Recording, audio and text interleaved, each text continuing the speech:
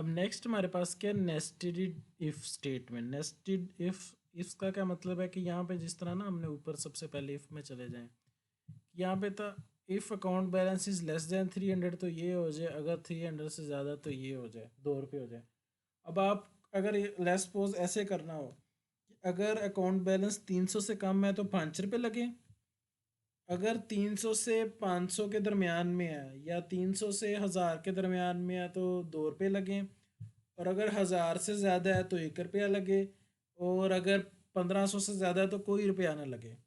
मतलब ज़्यादा वैरायटी आ जाए आपके पास ऑप्शन की। ये वाली जो 300 से कम इसने एक ही बात कही है, अगर ये ज़्यादा चीज़ें हों आपके पास तो फिर आप क्या करते हैं, नेस्टेड इफ़ लगाते हैं कि बार बार आपने ना उसको चेक करना है कि ये चीज़ हो ये चीज़ हो।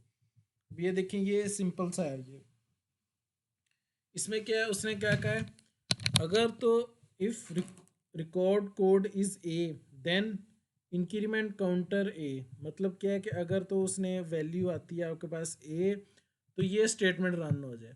एल्स अगर वैल्यू आती है बी तो आपके पास ये स्टेटमेंट रन हो जाए।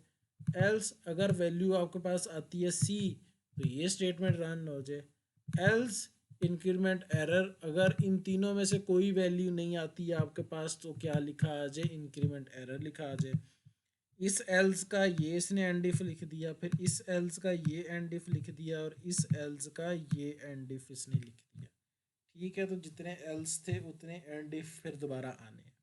अब आपको ऊपर जाके दोबारा वहाँ से दिखाता हूँ कि ये देखें, यहाँ पे था इफ़ एंड और एंड इफ आना था इस तरह करके, क्योंकि एक स्टेटमेंट थी। ठीक हो गया। अब ज़्यादा हो गई हैं। वही एग्जांपल है कि अगर यहाँ पे लिखा हो अगर तो जी आपके पास पैसे जो हैं 300 रुपया है तो चार्जेस लग जाएँ 5 रुपये। इफ़ 300 से ज़्यादा है और 500 से कम है, वो आप स्टेटमेंट लिख सकते हैं ना कि ग्रेटर देन 300 और लेस देन 500, देन आपके पास चार्जेस जो हैं वो लेस पोज 2 रुपया लगें। फिर हो जाए यहाँ पे इफ़ अगर 500 से ज़्यादा और 1000 से कम है तो चार्जेस ये लग जाए। एल्स यहाँ पे होगा कि आप फिर वो क्या है कि बिल्कुल कोई चार्जेस ना लगे, ज़ीरो चार्जेस। तो ये अब कंप्यूटर ने डिफरेंट चीज़ों के अंदर कंपैरिजन करके उसने ये स्टेटमेंट बनाई है। तो ये हमारे पास क्या होता है, नेस्टेड इफ, इसको हम कहते हैं।